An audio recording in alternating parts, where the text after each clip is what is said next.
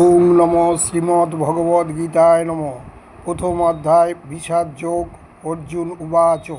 শ্লোক নম্বর ৩৬। পাপম এব আশ্রয়ত অসম্মান হত্যা এতান আততায়িন তস্মাৎ ন অজ্জাবয়ম হন্তুম ধার্তরাষ্ট্রান সবান্ধবান স্বজনম হি কথম ত হত্যা সুখীন শ্যাম মাধব। অনুবাদ। অর্থাৎ এই ধরনের আততায়ীদের বধ করলে মহাপাপ আমাদের আচ্ছন্ন করবে।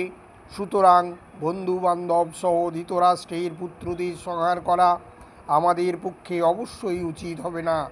হে মাধব, লক্ষ্মীপতি শ্রীকৃষ্ণ, আত্মীয় স্বজনদের হত্যা করে আমাদের কি লাভ হবে? আর তা থেকে আমরা কেমন করে সুখী হব? ৩৭ শ্লোক।